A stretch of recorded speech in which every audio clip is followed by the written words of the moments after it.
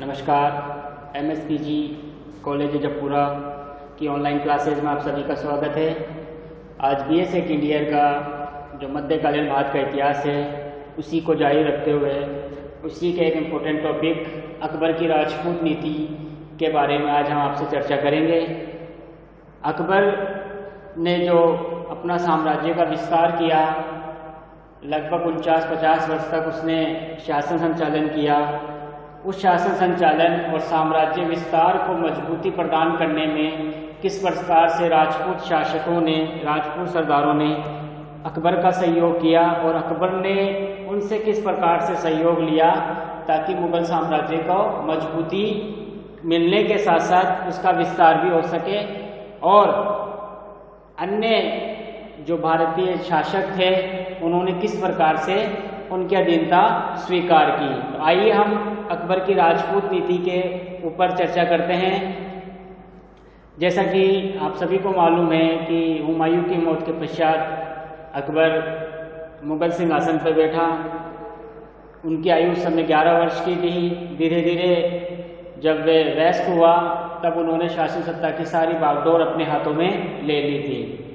किस प्रकार से उसने एक शूरवीर जाति को, जिसका विस्तार राजस्थान में काफ़ी बड़े क्षेत्रों में था, किस प्रकार से उन्होंने अपने पक्ष में उनको किया और किस प्रकार से एक शूरवीर जाति जो लड़ने के लिए हमेशा तत्पर रहा करती थी, उन्होंने किस प्रकार से अकबर की अधीनता स्वीकार की और अकबर ने किस प्रकार से उनको अपने अधीन बनाया, इसके ऊपर हम आज चर्चा करेंगे।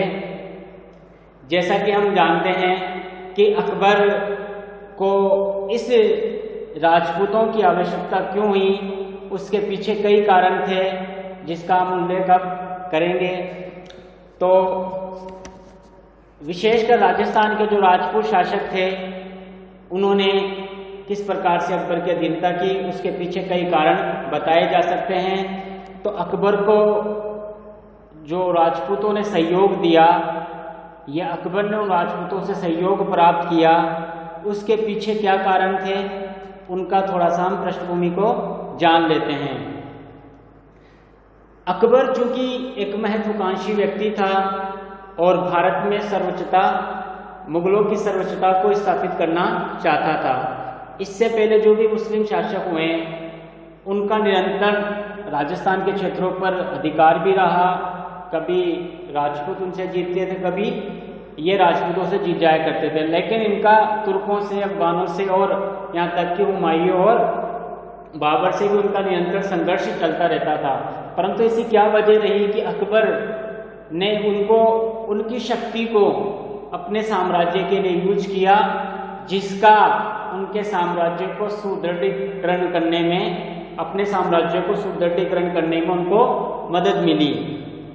तो अकबर की इसमें सबसे पहले जो उनकी जो महत्वाकांक्षा थी, राजनीतिक महत्वाकांक्षा थी और वह भारत में अपनी सर्वोच्चता को स्थापित करना चाहता था, अपनी सर्वोच्चता को स्थापित करना चाहता था। इसके लिए उसको राजपूत जैसे योद्धाओं की आवश्यकता भी पड़ी ताकि उनकी सहायता से उनको अपने अधीन करके अपने साम्राज्य का वे विस्तार भी कर सकते थे और साम्राज्य को मजबूती प्रदान भी कर सकते थे। इसके लिए अकबर ने सामाजिक, धार्मिक एवं राजनीतिक समन्वयकारी नीति को अपनाया। इससे पहले कोई भी मुस्लिम शासक ऐसा नहीं था जैसे कि नीति अकबर ने अपनाई हो, राजनीतिक रूप से भी, धार्मिक रूप से भी एवं सामाजिक एवं सांस्कृतिक रूप से भी। अकबर ने इन चीज़ों का समन्वय किया ताकि वे हिंदू शासकों को, विशेषकर राजपूतों को भी अपने अधीन कर सके। किस प्रकार से उन्होंने ये किया, वे उनके अपनी राजनीतिक महत्वाकांक्षा थी और उनमें अकबर काफ़ी हद तक वह सफल भी रहा इन राजपूत जातियों को अपने अधिकार में करने के लिए।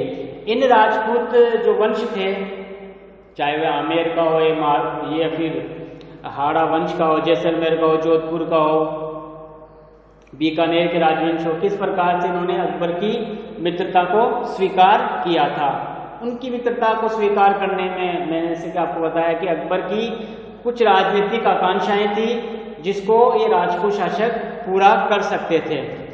इसी तरह से उस समय में जब अकबर शासन कर रहा था तो राजस्थान के बहुत सारे क्षेत्रों में राजपूत जो शासक थे वे आपस में संघर्षरत थे, जिसकी वजह से उनकी शक्तियां धीरे धीरे कमजोर हो चुकी थी और बहुत सारे जो उनके राजवंश के जो लोग थे उन्होंने अकबर की अधीनता स्वीकार कर रहे थे, ताकि अकबर जैसे शक्तिशाली शासक की सहायता से वे अपने राज्य में शासन कर सके, और बहुतों ने ऐसा किया भी। इनमें बहुत से राज्यों में उत्तराधिकार का संघर्ष भी चल रहा था। बहुपत्नी प्रथा चूंकि राजपूत समाज में काफी थी और राजपूत राज्यों में, उसकी वजह से उनके अंदर जो बहुत सारे जो पुत्र होते थे, एक दावेदार, एक सत्ता के दावेदार के लिए उनमें आपस में संघर्ष भी होता रहता था। और उस संघर्ष की वजह से वह क्या करते थे, किसी ताकतवर शक्ति से अपने सहायता प्राप्त करने के लिए कुछ भी करने को तैयार थे। इस वजह से उन्होंने ये कार्य करने के लिए अकबर जैसे शासकों से मदद लेना शुरू कर दिया।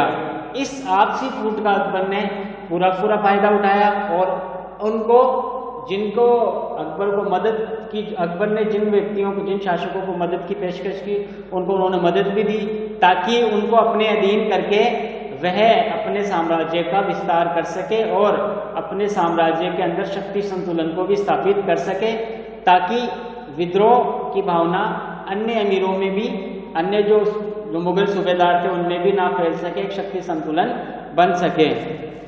इसी तरह से जैसा कि मैंने आपको बताया कि राजपूत एक वीर, विश्वासपात्र योद्धा जाति थी जिसकी प्रशंसा हर जगह हुआ करती थी। तो अकबर भी इस चीज को भली भांति जानता था कि राजपूतों को पर विश्वास किया जा सकता है और राजपूत एक वचन के पालन करता भी होते थे, अपनी जान, वचन के लिए अपनी जान भी वे दे सकते थे।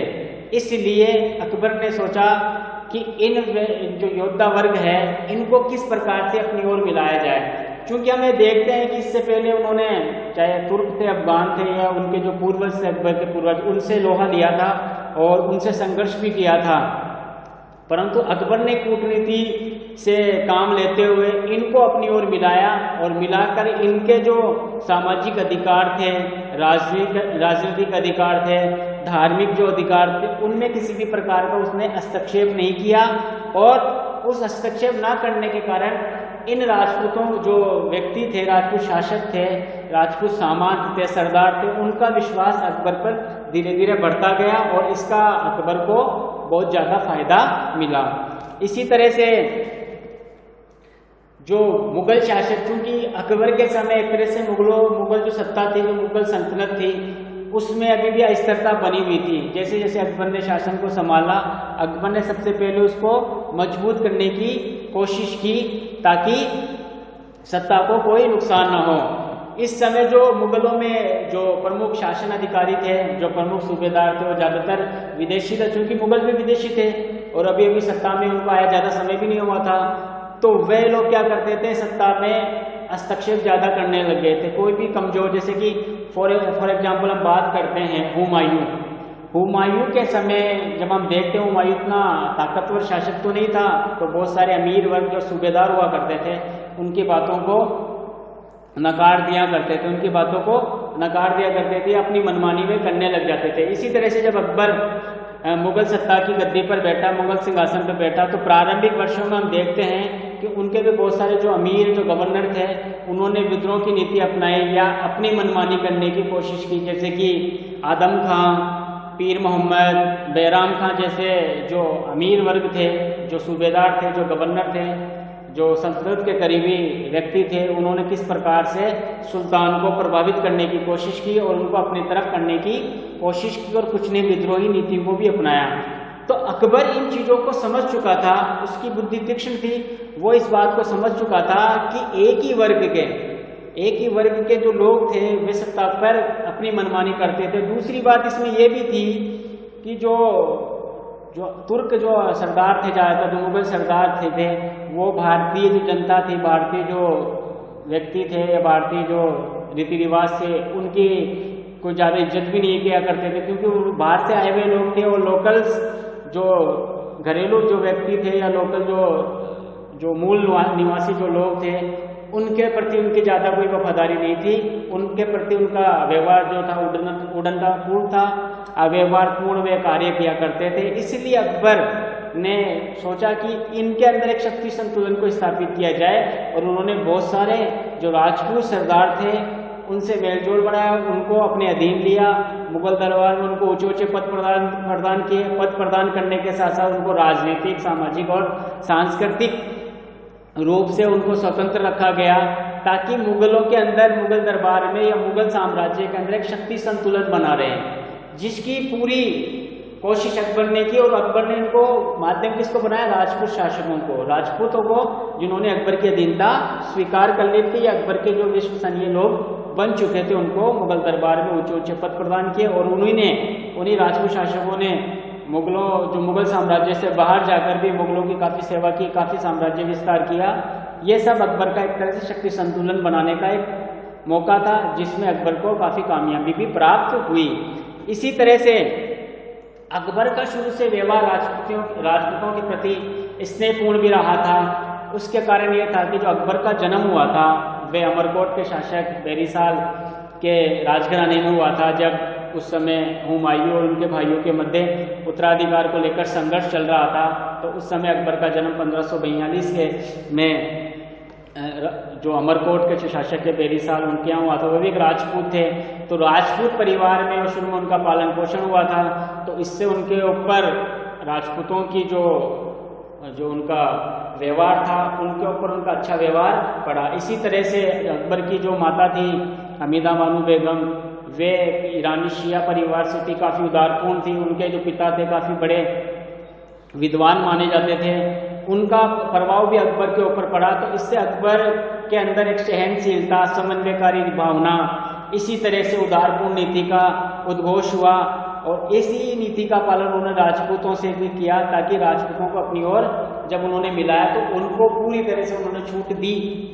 उनके व्यक्तिगत मामलों में उन्होंने कोई हस्तक्षेप नहीं किया। इससे राजपूत मुगलों के प्रति वफादार बने रहे और राजपूतों के माध्यम से मुगल साम्राज्य को काफ़ी कुछ फायदा हुआ।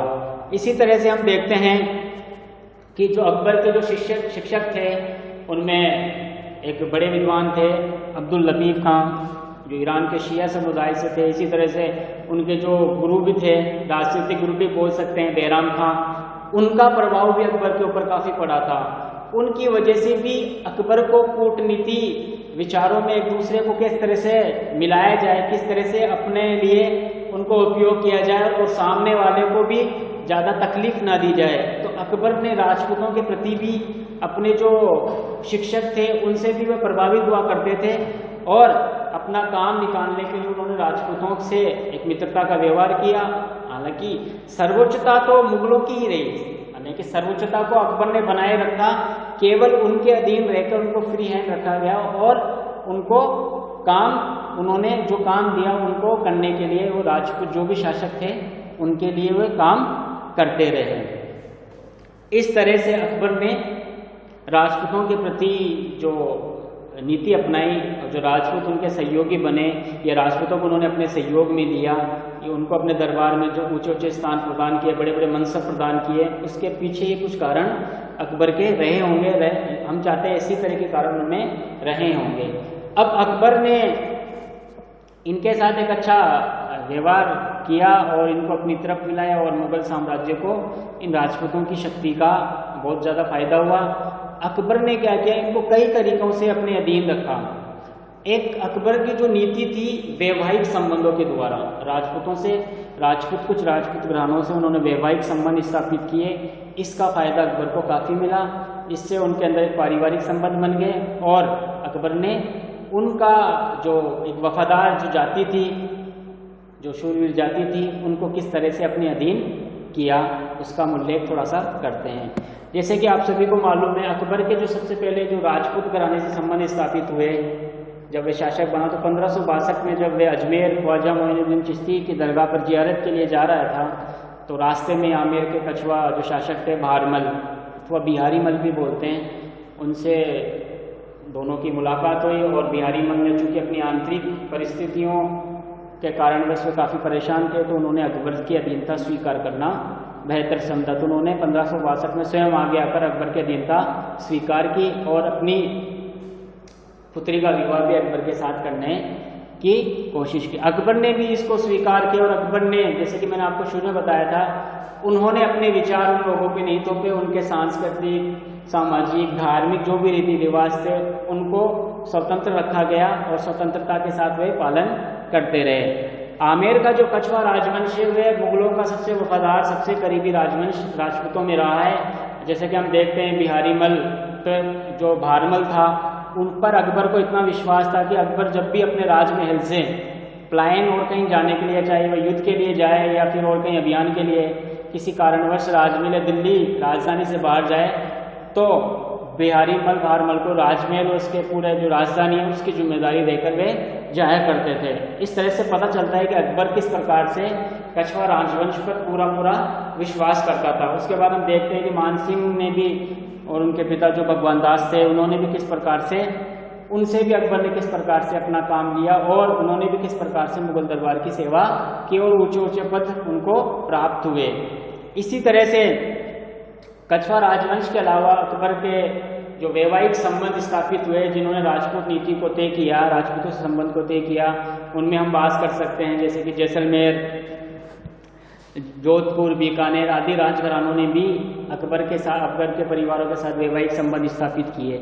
इससे अकबर की जो एक शक्ति थी वह काफ़ी एक तरह से बढ़ती गई और राजपूतों ने उनको काफ़ी सहयोग आदि प्रदान किया। इसी तरह से हम बात करते हैं वैवाहिक संबंधों के अलावा हम बात करते हैं बहुत सारे राजपूत सरदारों को, राजपूत शासकों को शाही सेना में, शाही जो पद थे ऊंचे ऊंचे मुगल साम्राज्य में उनको प्रदान किए गए और उसके माध्यम से उनकी सेवाएं दी गई और उनको पूरी स्वतंत्रता के साथ काम करने दिया गया।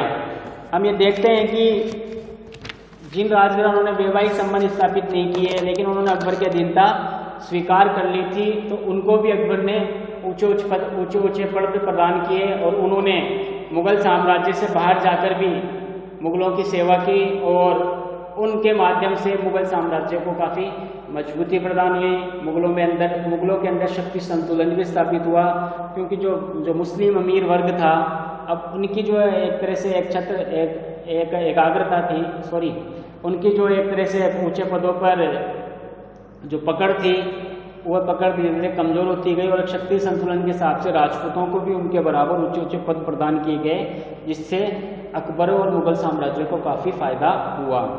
इसी तरह से हम बात कर सकते हैं कि अकबर ने तो किस प्रकार से राजपूतों को अपने जो विस्तारवादी नीति है, जो राष्ट्रीय एकता की बात करते हैं वो, या फिर सर्वोच्चता के जो मुगलों के सिद्धांत थे, उसके एवज में राजपूतों का सहयोग प्राप्त किया। क्योंकि अकबर का ये भी मानना था कि जो राजस्थान राजपूताना पूरा हिस्सा है वो दक्षिण की ओर जाने का एक सुलभ मार्ग है, मालवा गुजरात जाने का, तो इन राज्यों को अपनी ओर कैसे मिलाया जाए, उससे उनको काफ़ी फायदा भी हुआ था। अब बात यहाँ ये भी आती है कि राजपूतों ने मुगलों का सहयोग क्यों किया। अकबर को तो उनसे फायदा मिल रहा था, इसलिए उन्होंने उनसे सहयोग प्राप्त किया। अब सवाल ये भी तो उठ सकता है कि राजपूतों को ऐसी क्या दिक्कत आ पड़ी थी कि उन्होंने मुगलों का साथ दिया। तो इसके पीछे कुछ कारण बताए जाते हैं जिनका हम उल्लेख करते हैं। जैसे कि मैंने आपको बताया कि अकबर ने वैवाहिक संबंध आदि के युद्ध आदि के माध्यम से जो राजपूत राजवंश के लोग थे उनसे सहयोग प्राप्त किया, उनको अपनी अधीनता में रखा और उनको जिन्होंने मित्रता भी स्थापित कर ली उनको मुगल साम्राज्य में ऊंचे पद प्रदान किए गए। लेकिन अब राजपूतों ने सहयोग सहयोग क्यों किया, इसके पीछे कुछ कारण बताए जाते हैं। एक तो कारण ये है कि जब बाबर के समय खानवा का युद्ध हुआ जिसमें उनको बुरी तरह पराजय प्राप्त हो, इसी तरह सुमेल के युद्ध में शेरशाह से भी उनको पराजय हुई। इन दो बड़ी पराजयों के पश्चात राजपूतों का जो दुष्परिणाम निकले, इससे पहले जब हम बात करते हैं उन्होंने तुर्कों से, अफगानों से और यहाँ तक कि मुगलों से भी काफ़ी संघर्ष किया था। यानी कि अपनी बहन बेटियों को भी, उनकी बहन बेटियों ने भी राजवंश के राज्य के लिए अपनी बलिदान दे दिया, यानी कि उन्होंने जौहर आदि किया। तो एक प्रकार से जब शुरू में इन्होंने संघर्ष किया तो अचानक क्या कारण बन गए कि उन लोगों ने ही इन मुगलों को सहयोग देना शुरू कर दिया। तो इसके पीछे कारण तो ये हो सकता है कि खानवा और जो सुमेल के जो बड़े युद्ध लड़े गए थे उनके युद्धों के जो परिणाम निकले उनसे राजपूतों को काफ़ी क्षति पहुंची थी। अब राजपूतों में क्या कि एक जो उनके समन्वय था आपस का, वो धीरे धीरे टूटने लग गया। समन्वय आपस का धीरे धीरे टूटने लग गया। अब वो इस स्थिति में नहीं रहे कि मुगल जैसी शक्ति का वो आसानी से सामना कर सके। इसलिए बहुत सारे राजपूत राजवंशियों ने उनसे संबंध स्थापित कर लिए और मित्रता स्थापित करके मुगल दरबार में ऊंचे ऊंचे पद प्रदान प्राप्त कर लिए। इसी तरह से बहुत सारे जो उनके जो राजपूतों के रीति रिवाज थे, उनमें बहुपत्नी प्रथा भी थी, जिसके माध्यम से इसका जो दुष्परिणाम ये निकला कि बाद में एक ही राज्य में राजा की मृत्यु के पश्चात अनेक उत्तराधिकारी हुए जो आपस में संघर्षरत रहते थे। तो इस वजह से भी उनको काफ़ी क्षति पहुंची राजपूतों को। और इनमें से कोई व्यक्ति, जैसे कि एक व्यक्ति चाहता था कि मैं राजा बनूं, तो उन्होंने क्या किया कि जैसे कि मुगलों से सहायता प्राप्त कर ली, और मुगलों ने भी यहाँ नीति अपनी कूटनीति का परिचय दिया और उनको सहायता भी दी ताकि उनको गद्दी पर बैठा सके और उनसे फिर वापस काम में मुगलों के लिए काम लिया जा सके। इसी तरह से भाई भतीजावाद के चक्कर में भी बहुत सारे राजपूत राजाओं ने मुगलों की अधीनता स्वीकार कर ली। उन भाई भतीजावाद के चक्कर में उनको मुगल साम्राज्य में ऊंचे ऊंचे पद मिल जाया करते थे, जिस वजह से उन्होंने भी मुगलों की अधीनता स्वीकार कर ली। क्योंकि उनको अब उन्नति के समृद्ध साधन आदि मुगल दरबार में मिलने लगे थे, इससे उनको एक तरह से एक जो अच्छा जीवन व्यतीत करने का जो मौका मिल रहा था वो उसके अंदर भी रहकर वे कर सकते थे। इसी तरह से एक कारण जो मैंने आपको बताया कि केंद्रीय जो सत्ता थी उससे सहायता प्राप्त करने के लिए मैंने आपको जो आपस में संघर्ष, जैसे मेवाड़ मारवाड़ का आपस में संघर्ष चलता रहता था, इसी तरह से और भी जो बीकानेर का राजघराने, जैसलमेर का राजघराने, जोधपुर का राजघराने या फिर हाड़ा राजवंश के शासक, ये आपस में इनका संघर्ष भी चला, कछवा राजवंश में भी। तो केंद्रीय सत्ता से सहायता प्राप्त करने के एवज में भी इन्होंने उनकी अधीनता को स्वीकार कर लिया था। इस प्रकार से हम देखते हैं कि अकबर की राजपूत जो नीति है उसका सार यही निकलता है कि राजपूत जो एक योद्धा जाति थी उससे किस प्रकार से उनको अपने अधीन करके उनसे किस प्रकार से मुगल साम्राज्य की सेवा ली जाए और एक तरह से पूरे इंडिया में लगभग उनका जहाँ जहाँ अधिकार था वहाँ पर राष्ट्रीय एकता स्थापित की जाए और एक ही सत्ता के अधीन सब आ जाए, वह था मुगल। और एक तरह से मुगलों की सर्वोच्चता के सिद्धांत का पालन किया जाए। इसके लिए अकबर ने ये किया कि जो देशी राजे रजवाड़े थे उनके ना तो सांस्कृतिक, सामाजिक, धार्मिक और राजनीतिक मामलों में उन्होंने दखल देने से इनकार कर दिया, उनको स्वतंत्र रखा। इससे उनका विश्वास मुगलों के प्रति, अकबर के प्रति बना रहा। ये भी एक अन्य कारण थे। जैसे कि हम देखते हैं, निष्कर्ष रूप में देख सकते हैं कि अकबर ने विवाह संबंधों के माध्यम से राजपूतों से संबंध स्थापित किया। कछवा राजवंश इसका सबसे बड़ा उदाहरण है। उनका तो मुगलों के प्रति काफ़ी, उनके जो अकबर के उत्तराधिकारी उनका संबंध उनसे बना रहा। कुछ राजाओं को, देशी राजा रजवाड़ों को, राजस्थान के राजपूतों को अकबर ने युद्ध करके भी अपने अधीन किया। जैसे कि हाड़ा सुल्तान, जो हाड़ा शासक था, राव सुरजन, उसने शुरू में अकबर से संघर्ष भी किया, लेकिन जब वो पराजित हो गया तो उसने अकबर से अधीनता स्वीकार कर ली, वे भी अकबर की सेवा में चला गया। तीसरा पक्ष हम ये ले सकते हैं राणा प्रताप वाला। राणा प्रताप ने जो मेवाड़ के जो शासक थे उनके उत्तराधिकारी के बाद में उसकी भी हम चर्चा करेंगे। राणा प्रताप जैसे जो वीर योद्धा हुए, महाराणा प्रताप जैसे, उन्होंने क्या किया, ना तो उन्होंने मुगलों की अधीनता स्वीकार की और ना ही उनके आगे न अपना सर झुकाया। उन्होंने संघर्ष किया और कई सालों तक उन्होंने संघर्ष करने के पश्चात मुगलों से लोहा लिया और मुगलों को भी दांतों चने उन्होंने लोहे के चने चबा दिए एक तरह से। तो अकबर को एक बात समझ में आ गई थी कि राजपूत की जो योद्धा वर्ग है उससे कैसे सहायता ली, उससे कैसे मुगलों की सेवा ली जाए। तो अकबर को महाराणा प्रताप जैसे शासकों से संघर्ष भी करना पड़ा, जिसमें मुगलों को काफ़ी क्षति भी पहुंची। इसके बाद भी हम देखते हैं कि उनके जो उत्तराधिकारी, उनके बेटे अमर सिंह, हालांकि अमर सिंह ने जहांगीर के समय मुगलों से संधि भी कर ली थी, लेकिन वो भी नाममात्र की संधि थी। उन्होंने मुगल दरबार में जाना उचित नहीं समझा, इस संधि में उन्होंने इसका उल्लेख भी नहीं किया। उसके बाद तक के उत्तराधिकारियों की इस प्रकार से औरंगजेब के समय भी इनके मध्य आपस में संघर्ष होता है। तो मेवाड़ के जो महाराणा थे उन्होंने मुगलों की अधीनता स्वीकार नहीं की और उनसे संघर्ष करना ही उचित समझा। इस प्रकार से हमने आज थोड़ा सा डिस्कशन किया अकबर की राजपूत नीति के ऊपर।